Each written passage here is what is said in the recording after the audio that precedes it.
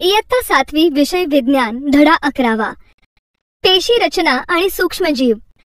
मुलांनो, आज आपण पेशी रचना आणि सूक्ष्मजीव यांची माहिती घेणार आहोत। सजीवांच्या शरीराची रचना ही अनेक प्रकारच्या पेशींनी अथवा पेशींच्या समूहाने बनलेली असते, हे आपल्याला माहीतच आहे। वर्गीकरणाच्या आधारे एकपेशीय आणि बहुपेशीय सजीव याबद्दल आपण माहिती घेतली। सजीवांचे शरीर अनेक सूक्ष्म घटकांनी बनलेले असते, त्यालाच आपण पेशी असे म्हणतो। या सूक्ष्म घटकांची संख्या ही सर्व सजीवांमध्ये सारखी नसते। सजीवांच्या रचनेनुसार ही संख्या वेगवेगळी असते। तर सर्वात प्रथम आपण पेशी म्हणजे काय हे जाणून घेऊया। पेशी, सेल, सजीवांच्या शरीर रचनेमध्ये तसेच कार्यात्मक रचनेमध्ये सुद्धा पेशी हा घटक महत्त्वपूर्ण भूमिका बजावतो। उदाहरणार्थ अमीबा हा एकपेशीय सजीव आहे, त्यामुळे तो शरीराच्या कोणत्याही भागाकडून अन्न ग्रहण करू शकतो। तर इतर प्राण्यांमध्ये अन्न ग्रहण करण्यासाठी अवयवाची विशिष्ट रचना असल्याचे आपल्याला आढळून येते। सर्व सजीवांचा रचनात्मक आणि कार्यात्मक मूलभूत घटक म्हणजेच पेशी होय। शरीराच्या आत या पेशींची एक संघटनात्मक रचना असते। आता ती रचना कशी असते ते आपण या उदाहरणातून पाहूया। इथे आपल्याला पुस्तकाची संघटनात्मक रचना दिली आहे। अक्षर, शब्द, वाक्ये, परिच्छेद, पाठ, पुस्तक। मुलांनो, आपण ह्या तक्त्याचे निरीक्षण केले तर आपल्याला काय दिसून येते? तर अक्षरे एकत्र येऊन त्यापासून शब्द बनतो, अनेक शब्द एकत्र येऊन वाक्य बनते, अनेक वाक्ये मिळून परिच्छेद बनतो, अनेक परिच्छेद मिळून पाठ तयार होतो आणि सर्व पाठ एकत्र येऊन पुस्तक तयार होते। तसेच सजीवांच्या संघटनेत पेशींपासून उती, त्यापासून इंद्रिये आणि इंद्रियांपासून इंद्रिय संस्था बनत जाऊन सर्व संस्थांचा समावेश होऊन शरीर बनते। सजीवांचे कार्य आणि रचना ही पेशींच्या पातळीवर होत असते। एकपेशीय सजीवात अन्नग्रहण, पचन, उत्सर्जन हे एकाच पेशीत होत असते आणि प्रजननही त्याच पेशीचे विभाजन होऊन होते। त्यामुळे एकपेशीय सजीवांच्या जीवनक्रिया या एकाच पेशीपासून होतात। मुलांनो, पेशींविषयी विविध शास्त्रज्ञांनी संशोधन केले आहे। त्या संशोधनाच्या आधारे त्यांनी विविध सिद्धांत मांडले आहेत, त्याविषयी आपण थोडे जाणून घेऊया। रॉबर्ट हुक या शास्त्रज्ञाने इसवी सन 1665 मध्ये बुचाच्या झाडाचा पातळ काप घेऊन सूक्ष्मदर्शिकेद्वारा त्या कापाचे निरीक्षण केले। तर त्यांना त्या कापामध्ये मधमाशीच्या पोळ्यातील कप्प्यांप्रमाणे रचना दिसून आली। या कप्प्यांनाच त्यांनी पेशी असे नाव दिले। सेल म्हणजे कप्पा आणि लॅटिन भाषेत सेल्युला म्हणजे लहान खोली होय। एम.जे. श्लाइडेन व थिओडोर श्वान या दोन शास्त्रज्ञांनी 1838 मध्ये पेशींच्या रचनेविषयीचा सिद्धांत मांडला। त्या सिद्धांतानुसार सर्व सजीव पेशींपासून बनलेले असतात। पेशी हा सजीवांचा पायाभूत घटक आहे। त्यानंतर आर. विरशॉ यांनी 1885 मध्ये असे स्पष्ट केले आहे की सर्व पेशींचा जन्म हा पूर्वीपासून अस्तित्वात असलेल्या पेशींमधूनच होतो। पेशींचे मोजमाप व निरीक्षण, measurement and observation of cells. मुलांनो, पेशींचे मोजमाप कसे केले जाते त्याविषयी आपण जाणून घेऊया। 1673 मध्ये अँटोन ल्युवेनहॉक यांनी विविध प्रकारची भिंगे एकत्र केली आणि त्या भिंगांपासून सूक्ष्मदर्शक यंत्र तयार केले। या सूक्ष्मदर्शकाच्या सहाय्याने जीवाणू आणि आदिजीव यांच्या जिवंत पेशींचे निरीक्षण सर्वप्रथम अँटोन ल्युवेनहॉक यांनी केले। पेशी खूप लहान असतात, आपल्या डोळ्यांनी त्या दिसत नाहीत। जर पेशी पाहायच्या असतील तर त्या सूक्ष्मदर्शकाच्या सहाय्याने आपल्याला दिसतात। पेशी इतक्या लहान असतात की त्यांचे मोजमाप करण्यासाठी मायक्रोमीटर आणि नॅनोमीटर या एककांचा वापर करावा लागतो। 1 सेंटीमीटर बरोबर 10 मिलीमीटर, 1 मिलीमीटर बरोबर 1000 मायक्रोमीटर आणि 1 मायक्रोमीटर बरोबर 1000 नॅनोमीटर।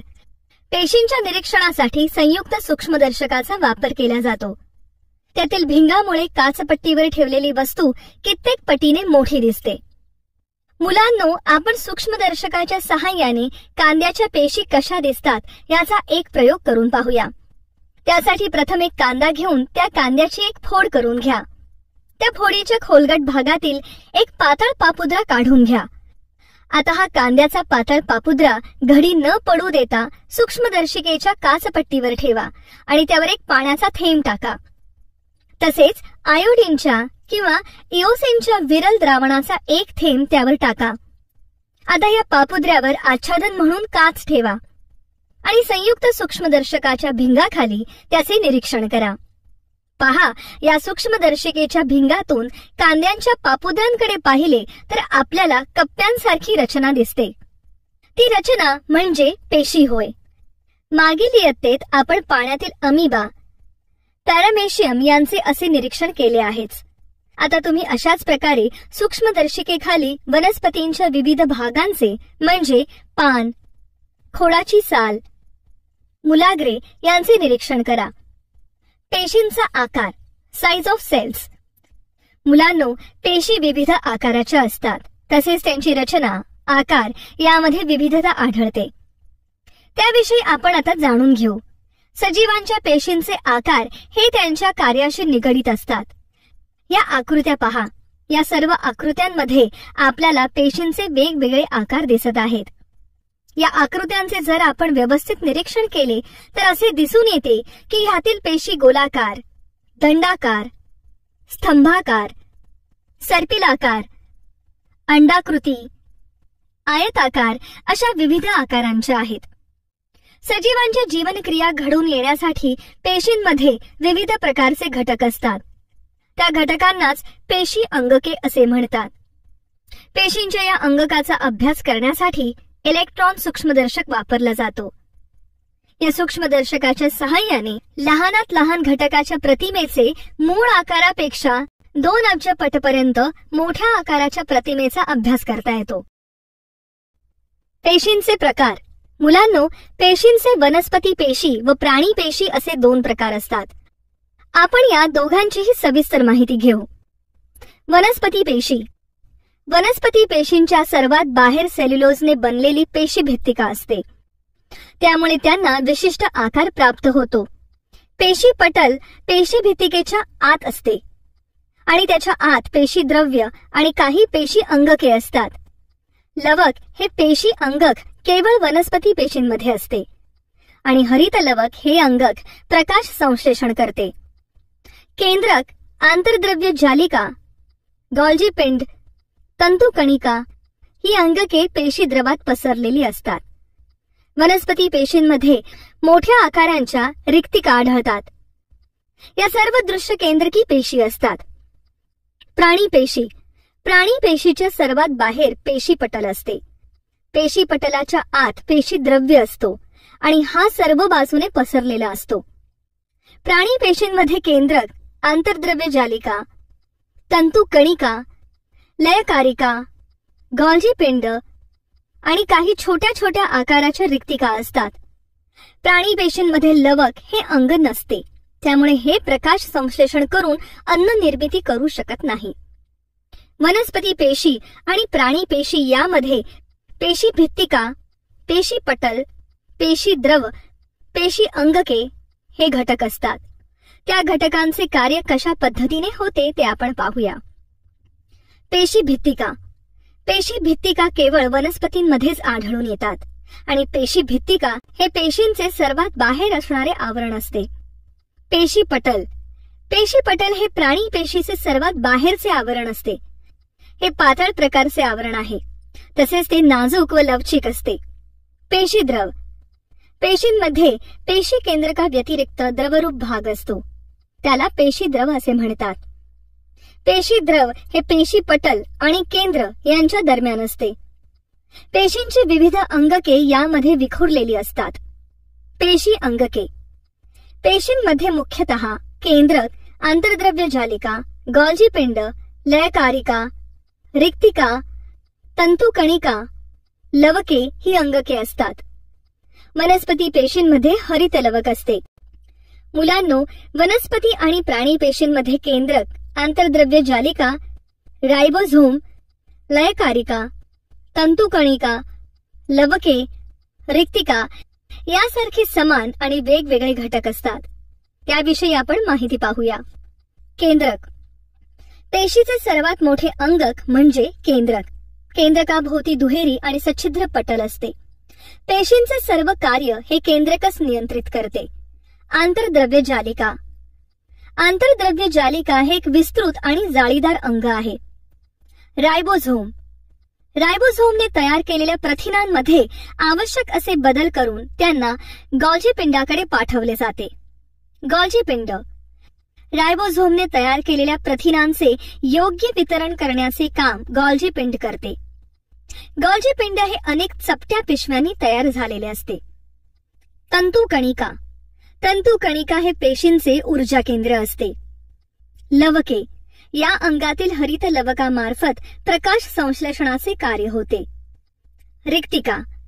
रिक्तिकांचे मुख्य कार्य म्हणजे पेशीतील टाकाऊ पदार्थ शरीराच्या बाहेर टाकणे. प्राणी पेशींमधील रिक्तिका आकाराने छोट्या असतात, तर वनस्पती पेशींमध्ये एकच मोठी रिक्तिका असते. अशा प्रकारे पेशींमध्ये विविध घटक असतात. सूक्ष्मजीव, मायक्रो ऑर्गॅनिझम. सूक्ष्मजीव म्हटले की लहान जीव असा अर्थ आपल्याला माहित आहे, पण या सूक्ष्मजीवाचा खरा अर्थ आज आपण जाणून घेऊ. आपल्या पृथ्वीवर असंख्य सजीव आहेत. त्यापैकी आपल्याला जे सहजासहजी डोळ्यांना दिसत नाहीत आणि ज्यांना पाहण्यासाठी सूक्ष्मदर्शकाचा वापर करावा लागतो त्यांना सूक्ष्मजीव असे म्हणतात. अमिबा, पॅरामेशियम, युग्लिना, गोगलगाय, हत्ती, कबूतर, जंत यांचे आकारानुसार 2 गटात वर्गीकरण करूया. अमिबा, पॅरामेशियम, युग्लिना, गोगलगाय हे सूक्ष्मजीव आणि एकपेशीय आदिजीव आहेत, तर हत्ती, कबूतर, जंत हे बहुपेशीय व सहज दिसणारे प्राणी आहेत. सूक्ष्मजीवांचा आढळ. Occurrence of micro organisms. आपल्या आजूबाजूच्या परिसरामध्ये असणाऱ्या हवा, पाणी, जमीन, अन्नपदार्थ, सांडपाणी, कचरा, वनस्पती, त्याचप्रमाणे प्राणी व मानवाच्या शरीरामध्ये सूक्ष्मजीव असतात. काही सूक्ष्मजीव हे एकटे राहत असतात. उदाहरणार्थ एकपेशीय सूक्ष्मजीव अमिबा, पॅरामेशियम. तर काही सूक्ष्मजीव बहुसंख्येने वसाहती करून राहतात. काही सूक्ष्मजीव हे मृत वनस्पती, प्राणी यांच्या अवशेषांवर जगत असतात. सूक्ष्मजीवांचे निरीक्षण व मोजमाप. Observation and measurement of micro organisms. मुलांनो, आता आपण या सूक्ष्मजीवांचे मोजमाप कसे करायचे ते पाहू. सूक्ष्मजीव अतिशय लहान असतात, त्यामुळे सूक्ष्मजीवांचे निरीक्षण करण्यासाठी आपल्याला संयुक्त सूक्ष्मदर्शिकेचा वापर करावा लागतो. हा वापर कसा करावा हे पाहण्यासाठी आपण एक प्रयोग करूया. प्रथम पावाचा किंवा भाकरीचा एक तुकडा घ्या. तो तुकडा थोडा पाण्यात भिजवा आणि एका हवाबंद डब्यात 3 ते 4 दिवस ठेवा.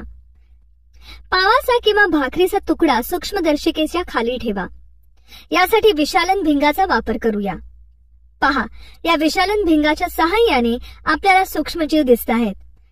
आता आपण गढूळ पाण्याचा एक थेंब घेऊन तो संयुक्त सूक्ष्मदर्शकाखाली पाहू. यामध्येही आपल्याला सूक्ष्मजीव दिसत आहेत. आता दह्याचा थेंब संयुक्त सूक्ष्मदर्शकाच्या भिंगाच्या काचपट्टीवर ठेवून त्याचे निरीक्षण करू. यातही आपल्याला सूक्ष्मजीव दिसत आहेत. असे अनेक प्रकारचे प्रयोग करून पाहिल्यावर असे लक्षात येते की हे सर्व सूक्ष्मजीव वेगवेगळ्या आकारांचे आहेत. आता आपण इलेक्ट्रॉन सूक्ष्मदर्शीची माहिती करून घेऊया. मुलांनो, आपण 100 मायक्रोमीटर पेक्षा लहान वस्तू आपल्या डोळ्यांनी पाहू शकत नाही. त्या वस्तू पाहण्यासाठी वेगवेगळ्या काचपट्ट्या तयार कराव्या लागतात आणि त्या काचपट्ट्यांच्या आधारे सूक्ष्मजीवांचे संयुक्त सूक्ष्मदर्शिकाखाली निरीक्षण केले जाते. पण 1000 पटीने वाढ होत असलेली प्रतिमा जर पाहायची असेल तर ती पाहण्यासाठी आपल्याला इलेक्ट्रॉन सूक्ष्मदर्शीचा वापर करावा लागतो.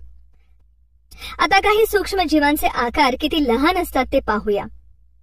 मुलांनो, सूक्ष्मजीवांचा आकार हा 100 मायक्रोमीटर पेक्षा लहान असतो. या सूक्ष्मजीवांचे आकार एवढे लहान असतात तरीही पेशीतील अंगके सर्व जीवन प्रक्रिया घडवून आणतात. पॅरामेशियम सुमारे 100 मायक्रोमीटर, टायफॉइडचा रोगजंतू 1 ते 3 मायक्रोमीटर, पोलिओचा विषाणू 28 नॅनोमीटरचे असतात. तुम्हाला सूक्ष्मजीवांच्या आकारांची कल्पना आलीच असेल.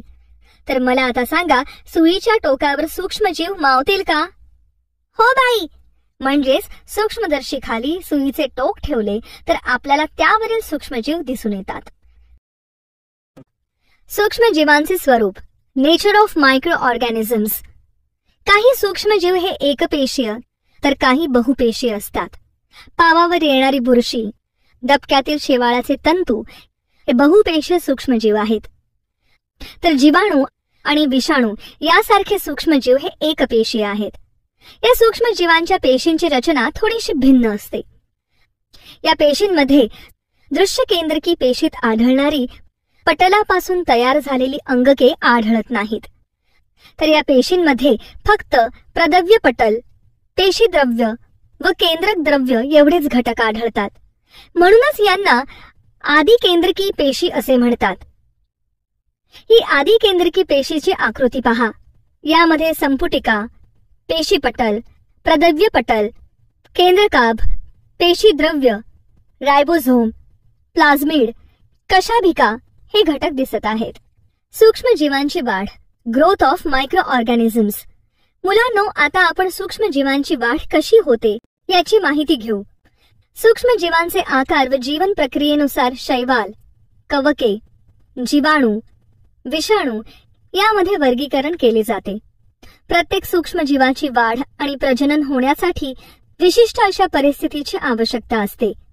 काही सूक्ष्मजीवांना वाढीसाठी ऑक्सिजनची आवश्यकता असते, तर काही सूक्ष्मजीव हे ऑक्सिजन शिवायही वाढू शकतात. उदाहरणार्थ, बर्फाळ प्रदेशातील सूक्ष्मजीव, समुद्र तळातील सूक्ष्मजीव किंवा गरम पाण्याच्या झऱ्यामध्ये राहणारे सूक्ष्मजीव.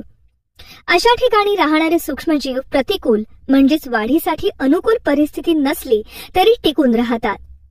अशा वेळी हे सजीव स्वतः भोवती कठीण कवच तयार करून आपली जीवन प्रक्रिया थांबवतात आणि परिस्थिती अनुकूल झाली की कवचातून बाहेर येतात आणि आपली जीवन प्रक्रिया सुरू करतात.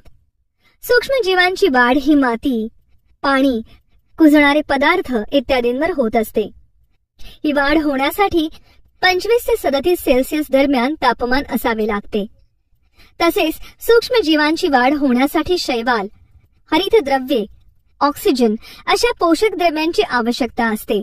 शिवाय सूक्ष्मजीवांची वाढ होण्यासाठी ओलसर, दमट तसेच उबदार वातावरण असावे लागते. उपयुक्त सूक्ष्मजीव, युजफुल मायक्रो ऑर्गॅनिझम्स. मुलांनो, काही सूक्ष्मजीव आपल्यासाठी उपयोगी असतात तर काही उपयोगी नसतात. आता आपण उपयुक्त सूक्ष्मजीवांची माहिती पाहणार आहोत, पण त्यासाठी आधी एक प्रयोग करूया. यासाठी प्रथम बागेतील 2 कुंड्या घ्या. त्या दोन्ही कुंड्यांना ए आणि बी असे नाव द्या. कुंडी ए मध्ये पालापाचोळा, फळांच्या साली, भाज्याची देठं, कागदाचे तुकडे हा सर्व कचरा एकत्र करून कुंडीतल्या मातीत मिसळा. कुंडी बी मध्ये फुटक्या काचा, धातूच्या तुटक्या वस्तू, प्लास्टिकच्या पिशव्या हा सर्व कचरा कुंडीतल्या मातीत मिसळा. आता या दोन्ही कुंड्या बागेत एका जागी ठेवा. त्यानंतर 3 ते 4 आठवड्यानंतर त्या कुंड्यांचे निरीक्षण करा. कुंड्यांचे निरीक्षण केल्यानंतर तुम्हाला दिसेल की एक कुंडीतला कचरा मातीत मिसळला आणि त्याचे खत झाले. या कुंडीतील कचऱ्याचे सूक्ष्मजीवांमार्फत विघटन झाले आणि कचऱ्याचे खतात रूपांतर झाले आणि बी कुंडीतला कचरा जसाच्या तसा राहिला. पाहिलात, अशा प्रकारे सूक्ष्मजीव कचऱ्याचे विघटन करण्यास मदत करतात. तसेच बायोगॅस किंवा कंपोस्ट खत तयार करण्यास मदत करतात. सांडपाण्याचे योग्य व्यवस्थापन करण्यासाठी म्हणजेच सांडपाण्यातील कार्बनी पदार्थ कुजण्यासाठी सूक्ष्मजीवांची आवश्यकता असते. नायट्रोजनचे स्थिरीकरण होण्यासाठी सूक्ष्मजीव मदत करतात. दुग्धजन्य पदार्थ जसे दही, लोणी तयार करण्यासाठी सूक्ष्मजीव मदत करतात. पदार्थांचे अपघटन, अल्कोहोल, जीवनसत्वे, प्रतिजैविके इत्यादींची निर्मिती होण्यासाठी सूक्ष्मजीव खूप उपयुक्त असतात. समुद्राच्या पाण्यावर तेलाचा तवंग साचतो तेव्हा तो काढण्यासाठी सूक्ष्मजीव मदत करतात. आपण पाहिले की कचऱ्याचे सूक्ष्मजीवांमार्फत विघटन होते आणि कचऱ्याचे खतात रूपांतर होते. मग आता मला सांगा की ओला कचरा आणि सुका कचरा वेगवेगळा का जमा करावा? बाई, ओला कचरा कुजतो आणि त्याचे खतामध्ये रूपांतर होते. पण सुका कचरा कुजत नाही, तो फेकून दिला तर तो तसाच पडून राहतो आणि त्यामुळे आपला परिसर घाण होतो. सुक्या कचऱ्यातील काचा, कागद, प्लास्टिक, भंगार, धातू यांचा पुन्हा वापर करता येतो. म्हणून ओला आणि सुका कचरा वेगळा केला पाहिजे. मुलांनो, तुम्ही कधी मेथी, वाटाणा, घेवडा यांच्या रोपट्यांची मुळे पाहिली आहेत का? या मुळांवर गाठी कशासाठी असतात ते माहिती आहे का तुम्हाला? नाही बाई. बरं, मग मी सांगते. काही रोपट्यांच्या मुळांवर गाठी असतात, जसे मेथी, वाटाणा, घेवडा. या सर्व शेंगवर्गीय वनस्पती आहेत. त्यांच्या गाठींमध्ये नायट्रोजन स्थिरीकरण करणारे जीवाणू असतात. मातीतही असे जीवाणू असतात. हवेतील नायट्रोजन वनस्पतींना वापरता येत नाही. हे जीवाणू जमिनीतील नायट्रोजन वापरून त्यांची संयुगे बनवतात. या संयुगांमुळे जमिनीची सुपीकता वाढते आणि त्यामुळे कडधान्यातील प्रथिनांचे प्रमाण वाढण्यास मदत होते. किण्वन म्हणजेच फर्मेंटेशन. मुलांनो, तुम्ही मला सांगा, तुमची आई दही कशापासून बनवते? बाई, आई दुधात थोडे दही टाकते किंवा लिंबाचे थेंब टाकून दही बनवते. बरोबर. कोमट दुधामध्ये लिंबाचा रस, दही किंवा ताकाचे थेंब टाकले आणि ते थंडीच्या दिवसात 8 ते 10 तास उबदार ठिकाणी ठेवले तर दह्यातील सूक्ष्म जीवांची भराभर वाढ होते आणि दुधाचे दह्यात रूपांतर होते. उन्हाळ्यात दही लवकर तयार होते. ताक, लोणी, पनीर, चीज अशा दुग्धजन्य पदार्थांच्या निर्मितीसाठी सूक्ष्मजीव उपयुक्त आहेत. या क्रियेला किण्वन असे म्हणतात. मुलांनो, किण्वन ही प्रक्रिया लुई पाश्चर या शास्त्रज्ञाने शोधून काढली. सूक्ष्मजीवांच्या क्रियेमुळे काही कार्बनी पदार्थांचे दुसऱ्या कार्बनी पदार्थात रूपांतर होण्याच्या रासायनिक प्रक्रियेला किण्वन असे म्हणतात. किण्वन म्हणजे आमणे किंवा कुजणे होय. या क्रियेत उष्णता निर्माण होऊन कार्बन डायऑक्साईड व इतर वायू तयार होतात. हे वायू पदार्थांचे आकारमान वाढवतात. हे वायू बाहेर पडताना पदार्थ फसफसतात. दुधापासून दही तयार करण्यासाठी फळे आणि धान्यापासून अल्कोहोलची निर्मिती करण्यासाठी, पिठापासून पाव तयार करण्यासाठी, तसेच ऍसिटिक आम्ल, सायट्रिक आम्ल, लॅक्टिक आम्ल, जीवनसत्वे व प्रतिजैविके यांच्या निर्मितीसाठी किण्वन प्रक्रियेचा वापर केला जातो. मुलांनो, रवा, इडली, भटुरे, नान यामध्ये दही का घालतात? आणि दही, इडली, डोसा हे पदार्थ पचण्यास हलके कसे बनतात हे माहित आहे का तुम्हाला? दह्यामध्ये उपयुक्त सूक्ष्मजीव असतात. रवा, इडली, भटुरे, नान यांच्या पिठामध्ये किण्वन क्रिया होते आणि या क्रियेमध्ये उष्णता निर्माण होऊन कार्बन डायऑक्साईड आणि इतर वायू बाहेर सोडले जातात. त्याकरिता या पदार्थाचे आकारमान वाढते. त्याकरिता या सर्व पदार्थांमध्ये दही घालतात. तसेच दही, इडली, डोसा हे पदार्थ आंबून सूक्ष्मजीवांच्या मदतीने बनवले जातात. पीठ आंबवल्यामुळे फुगते, म्हणून या पिठापासून तयार होणारे पदार्थ पचण्यास हलके बनतात. धान्याची पिठे, फळांचे रस यामध्ये सूक्ष्मजीवांना वाढू दिले तर त्यांची वाढ होते. शिवाय ते सूक्ष्मजीव पुनरुत्पादन करताना पदार्थाचे अपघटन करतात आणि रसायनांची निर्मिती करतात. आपल्या रोजच्या जीवनात सूक्ष्मजीवांच्या मदतीने अनेक पदार्थ बनवले जातात. प्रतिजैविके, अँटीबायोटिक्स. किण्वन ही प्रक्रिया कशी उपयोगी पडते हे पाहिल्यावर आता आपण प्रतिजैविके म्हणजे काय ते समजून घेऊया. प्रतिजैविके रोगजंतूंचा नाश करतात. आपण जेव्हा जेव्हा आजारी पडतो तेव्हा डॉक्टर आपल्याला इंजेक्शन किंवा औषधे देतात. वेगवेगळ्या रोगांसाठी वेगवेगळी औषधे आणि इंजेक्शने ते आपल्याला देतात. अशी ही विशिष्ट प्रकारची औषधे किंवा गोळ्या आपल्या शरीरातील रोगजंतूंची वाढ होऊ न देता त्यांना समूळ नष्ट करतात. या औषधांनाच प्रतिजैविके असे म्हणतात. क्षय, टायफॉइड, कॉलरा अशा अनेक रोगांवर प्रतिजैविके शोधून काढली आहेत. केवळ मनुष्यच नाही तर पाळीव प्राणी आणि वनस्पतींसाठी सुद्धा प्रतिजैविके आहेत. प्राण्यांना ही प्रतिजैविके अन्नातून दिली जातात. या प्रतिजैविकांमुळे प्राणी आणि वनस्पतींना होणाऱ्या रोगांवरही नियंत्रण ठेवता येते. प्रतिजैविके ही रोगांवर मात करण्यासाठी असली तरी ती डॉक्टरांच्या सल्ल्याशिवाय घेणे अपायकारक असते.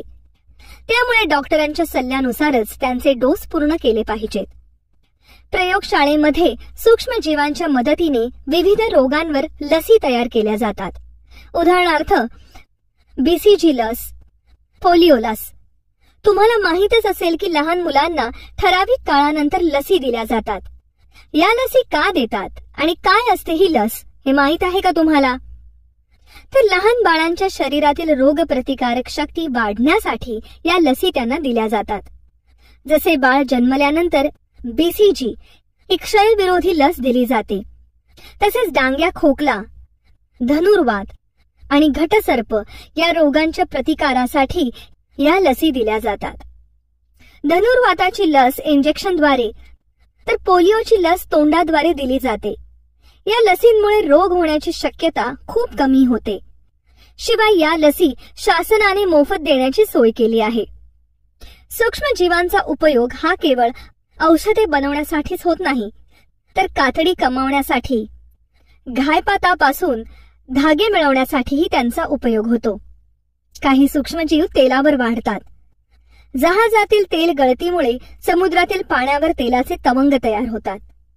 काही सूक्ष्मजीव तेलावर वाढतात. हे तवंग या सूक्ष्मजीवांच्या मदतीने काढून पाणी स्वच्छ करता येते. तसेच शेतातील पालापाचोळा, मानवी मलमूत्र, घरातील ओला कचरा एकत्र करून बायोगॅस संयंत्रांच्या माध्यमातून जैव वायू आणि खत निर्मिती केली जाते. उदाहरणार्थ कंपोस्ट खत. तसेच बायोगॅस वापरून घरातील स्वयंपाक बनवता येतो. तर मुलांनो, अशा प्रकारे आपल्याला सूक्ष्मजीवांचा उपयोग वेगवेगळ्या गोष्टींसाठी होतो. उपद्रवी सूक्ष्मजीव, हार्मफुल मायक्रो ऑर्गॅनिझम्स. मुलांनो, जसे सूक्ष्मजीव आपल्याला उपयोगी असतात तसेच ते विघातक म्हणजेच धोकादायक सुद्धा असतात. म्हणून या सूक्ष्मजीवांना उपद्रवी म्हणतात. आता आपण अशा उपद्रवी सूक्ष्मजीवांविषयी जाणून घेऊया. आता मला सांगा, बंद डब्यात मिठाई किंवा पाव 3-4 दिवस ठेवला तर काय होईल? बाई, मिठाईवर आणि पावावर बुरशी लागेल. बरोबर. घरामध्ये विविध पदार्थांना बुरशी आलेली आपण पाहतो, जसे मुरंबा, लोणची, शिळे अन्न. या अन्नाला हवा लागत नाही, त्यामुळे सूक्ष्मजीवांची वाढ अतिशय वेगाने होते आणि हे सूक्ष्मजीव अँटेरोटॉक्सिन्स नावाचा विषारी पदार्थ अन्नामध्ये सोडतात. या अन्नावर पांढरा चकतीसारखा पापुद्रा तयार होतो आणि या अन्नावर काळे डाग जमा होतात. त्यामुळे अन्न दूषित होते आणि ते खाण्यास हानिकारक ठरते. अन्न नेहमी कमी तापमान असणाऱ्या जागेत ठेवावे. आपल्या घरातील शीतकपाटात म्हणजेच फ्रीजमध्ये असे तापमान कमी असल्याने अन्न अधिक काळ चांगले राहते. अन्न विषबाधा, फूड पॉयझनिंग. सूक्ष्मजीव अन्नावर वाढतात. स्वतःचे पोषण करताना ते अँटेरोटॉक्सिन्स नावाचा विषारी पदार्थ अन्नामध्ये सोडतात. त्यामुळे अन्न दूषित म्हणजेच खराब होते आणि हे अन्न सेवन केल्यामुळे उलट्या, जुलाब होतात आणि ह्या दूषित अन्नामुळे मृत्यू येण्याचा धोका सुद्धा असतो. आता मला सांगा, अन्न पदार्थ दूषित झाला आहे हे तुम्ही कसे ओळखाल? बाई, अन्न पदार्थाची चव, रंग आणि वास बदलतो. बरोबर. दूषित अन्न पदार्थाची चव, रंग, वास बदलतो म्हणजेच खराब अन्न वाईट लागते. त्या अन्नाला दुर्गंधी येते आणि त्यावर बुरशी दिसू लागते. तुम्ही जे अन्न विकत घेता तेव्हा आधी काय पाहता? चव किंवा वास? छान. अन्न घेताना अन्नाचा रंग, वास, चव पाहायला पाहिजे. किंवा हवाबंद डब्यातील किंवा पॅकेटमधील अन्न घ्यायचे असेल तर त्यावरील एक्सपायरी तारीख तपासून घेतली पाहिजे. एखाद्या लग्न समारंभामध्ये तसेच मोठ्या भोजनाच्या कार्यक्रमामध्ये अन्न विषबाधेच्या घटना घडतात. कारण अशा ठिकाणी शिळे आणि ताजे अन्न एकत्र ठेवले जाते, ते उघडे ठेवले जाते. अस्वच्छ हात लागल्यामुळे ते अन्न खराब होते. अन्न शिळे झाले आणि ते नीट ठेवले नाही तर ते आंबते. त्यामुळे अन्नातून विषबाधा होते. म्हणूनच आपण निरोगी राहण्यासाठी नेहमी ताजे आणि झाकलेले अन्न खावे. नेहमी उकळलेले पाणी प्यावे. खोकताना, शिंकताना तोंडावर हात किंवा रुमाल ठेवावा. घराभोवती किंवा घरामध्ये कचरा साठवू देऊ नये. तसेच सांडपाण्याच्या ठिकाणी डास किंवा इतर सूक्ष्मजीव वाढू नयेत म्हणून फवारणी केली पाहिजे. रोगकारक सूक्ष्मजीव. रोगकारक सूक्ष्मजीव हे माणसाच्या शरीरात प्रवेश करतात आणि मनुष्याचे आरोग्य धोक्यात आणतात. सूक्ष्मजीव हवे वाटे, पाण्याद्वारे माणसाच्या शरीरात प्रवेश करतात. सूक्ष्मजीव हे अस्वच्छ आणि दूषित पाण्यात तसेच उघड्यावर ठेवलेल्या अन्नात असतात. असे दूषित अन्न जर आपण खाल्ले तर सूक्ष्मजीव आपल्या शरीरात प्रवेश करतात. दूषित अन्नामुळे टायफॉइड, कॉलरा, कावीळ यासारखे रोग होतात. ज्या व्यक्तींना श्वसनाचे रोग झालेले असतात अशा व्यक्तींच्या खोकण्यातून किंवा शिंकण्यातून हे सूक्ष्मजीव हवेत मिसळतात आणि इतर माणसांच्या शरीरात श्वासाद्वारे प्रवेश करतात. त्यामुळे इतरांना सर्दी, खोकला, घटसर्प, न्यूमोनिया, क्षयरोग असे रोग होण्याची शक्यता असते. गटारे, साठलेले पाणी यासारख्या ठिकाणी डासांची निर्मिती होते.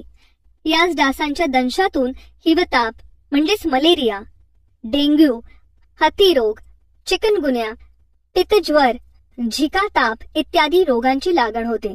या रोगांची लागण टाळण्यासाठी घरावरील पाण्याची टाकी व त्यातील पाणी नेहमी स्वच्छ ठेवले पाहिजे. तसेच शाळेतील पाण्याची टाकी आणि स्वच्छतागृहही स्वच्छ ठेवले पाहिजे. आपल्या आजूबाजूच्या परिसरात कुंड्या, टायर इत्यादींमध्ये पाणी साचू देता कामा नये. तसेच सार्वजनिक ठिकाणी, शाळेच्या परिसरात थुंकू नये आणि परिसरात कचरा टाकू नये.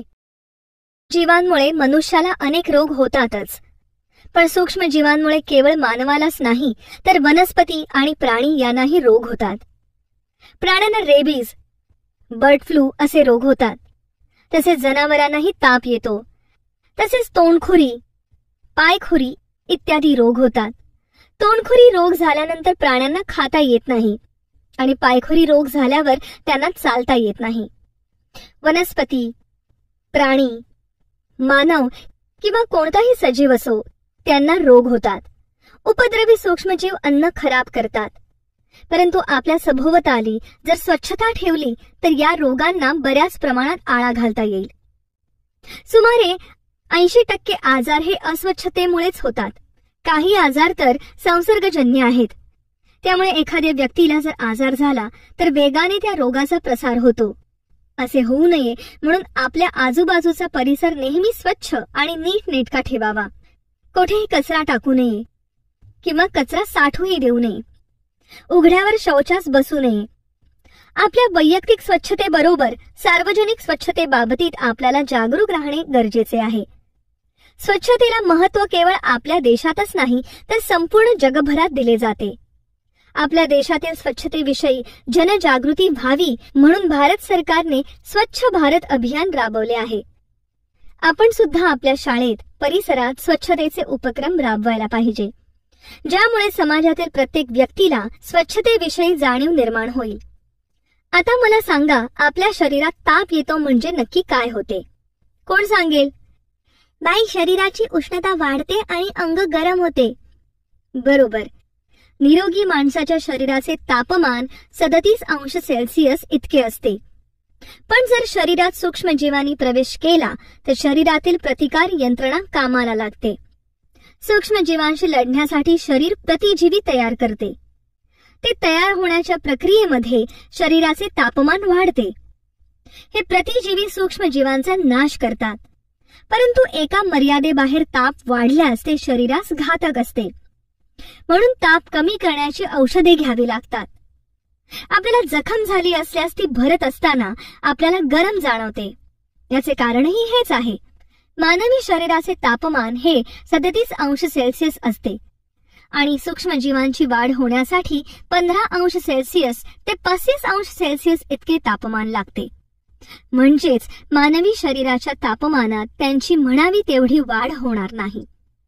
शिवाय जर एखादा सूक्ष्मजीव शरीरात शिरला आणि आपली रोगप्रतिकार क्षमता चांगली असेल तर शरीराचे तापमान वाढते आणि प्रतिजीवी निर्माण झाल्याने रोगजंतूंचा नाश होतो.